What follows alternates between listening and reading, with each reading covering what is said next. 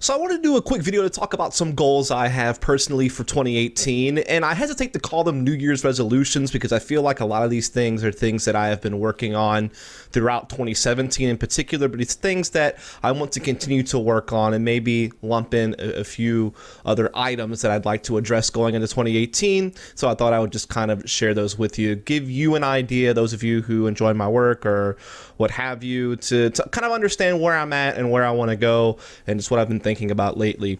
So first and foremost, I obviously would love to continue working in esports as a broadcaster, whether it be as a desk analyst or a commentator. That's the two roles I've primarily played, but it's also about being flexible, willing to maybe even do some new roles I haven't done before. Like I think I did a little bit of desk hosting, for example, at the iBuyPower Masters event at the end of 2017. In the past, I have done interviews and things of that nature. So I think it's about being open to all options. I have to be willing to be adaptable to give myself the best chance to tackle all the opportunities that are out there. And so I think maybe some people got the wrong impression that because I did a lot of commentary in 2017 that I had given up desk analysis and I didn't want to do it anymore or something like that.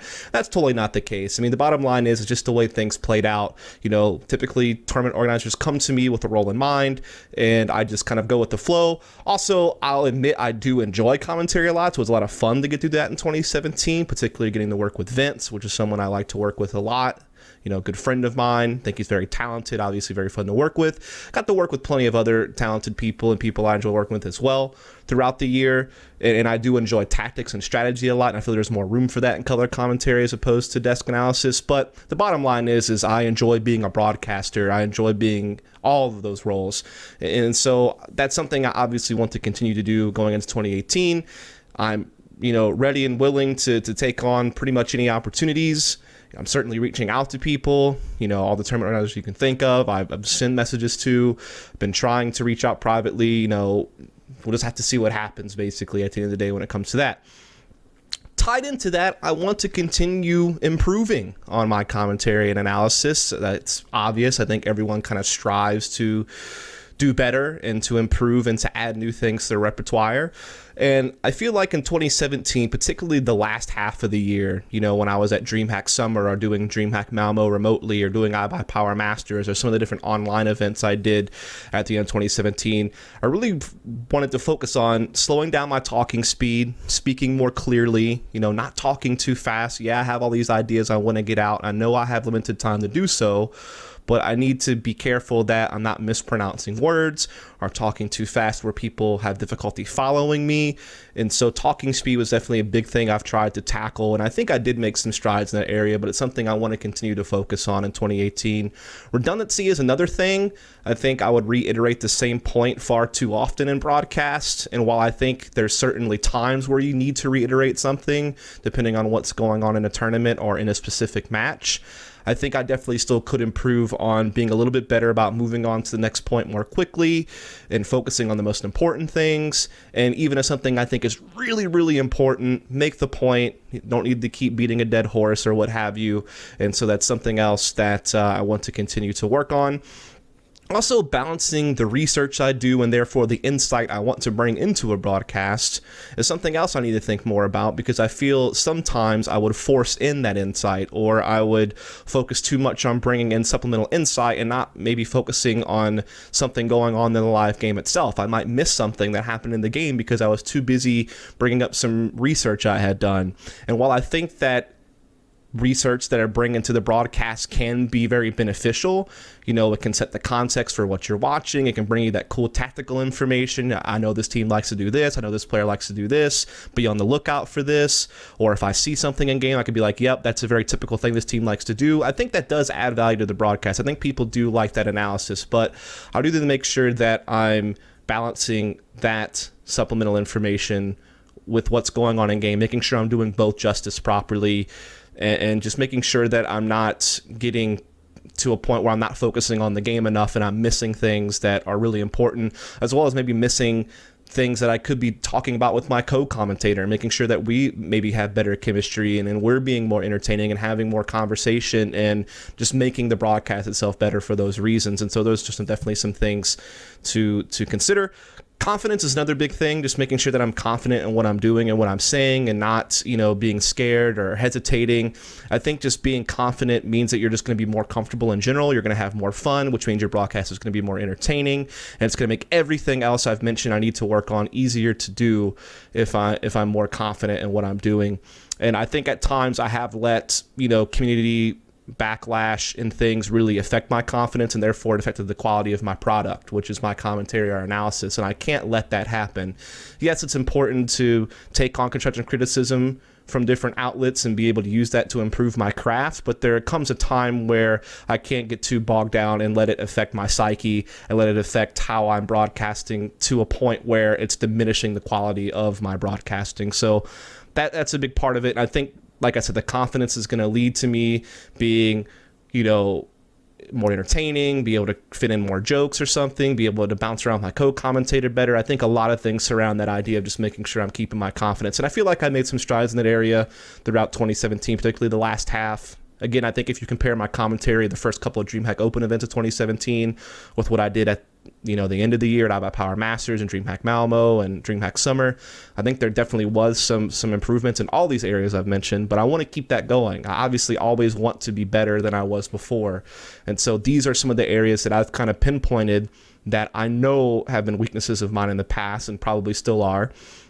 And I want to work on those while at the same time maintaining some of my strengths, which I think is the research I do and the work ethic that I have. I think those are some of my biggest strengths. And so I obviously want to maintain those. I have a pretty good regimen of how I do research that I'm pretty comfortable with and I feel works for me. I could always add more things, though, add more details, add even more things to my database of knowledge, so to speak. But I really want to focus on some of these weaknesses. Now that kind of gets away from the broadcasting perspective. Now I want to talk a little bit about content. So I'll certainly want to continue doing content on my personal YouTube channel, but I do want to find a place to publish because I don't think that my brand is big enough to really be independent and ever hope to really make any type of income that way. I just don't have a big enough reach, because of how small of a channel mine is. I really rely on either bigger names sharing my work or my work making it onto the subreddit and different things like that to be able to get any type of traffic to my content. And I feel, if anything, because of some community backlash and just like downvote brigading and different things that have happened, most of my content doesn't even make it on the CSGO subreddit. And if it does, it gets downvoted into oblivion the bulk of the time. Now, sure, some of that could just be because my content sucked dick and no one wanted to watch it. But some of it I do think has just been because people have this negative perception of me for things that happened in the past that they don't want to forgive me for, whatever the case may be. And so it becomes very hard for me to survive being any type of independent content creator. And really very few content creators are able to survive very well independently. There's obviously some exceptions, some really talented people who are able to do it, but even some bigger names do struggle with that and still do ultimately have to find somewhere to publish, some partner to work with to be able to create content for them and make some type of income that way. And so I think I will still do, these Dust Discusses videos about personal stuff, roster moves, maybe a particular storyline that I want to talk about a team or player or something like that. But at the end of the day, I'd rather be able to publish my work somewhere else, whether it be video content, like I did with Blitz. I did this tactical video about G2 for them. I've done this Behind the Play series on my YouTube channel. So I've done different types of video content. So whether it be that or whether it be written content, I've certainly done feature pieces in the past. I did some with E-League and did some this past year with HTC and some different people. So certainly I could do that, but the bottom line is it's been difficult to find a consistent place to publish. Obviously, there's been lots of talk in the community about the difficulties of monetizing content. We've even seen some companies fall apart because of it, and people lose jobs because of it. And so it's definitely a very difficult area. So, I mean, it's difficult to freelance and find consistent places to publish. Certainly some people have done it, but again, some sources where you would normally publish to have fallen. So that's definitely something I want to focus on a lot as well, because I obviously want to make a career out of esports, living out of esports. And so I need to be able to find ways to monetize content or monetize my broadcasting if I want to be able to stick around in this industry in some type of content related fashion and be able to make some type of living out of it. And so that's why, while I will still do some stuff on this channel, I do hope to find somewhere to publish. And I've been in talks with a couple of people late last year. We'll just have to see what happens in that regard. And that ties into my next point, which is just in general, I'd like to be able to find a more consistent workflow. Again, it is my dream to kind of make a career out of esports. And I think that part of that is being flexible, as I've already kind of mentioned.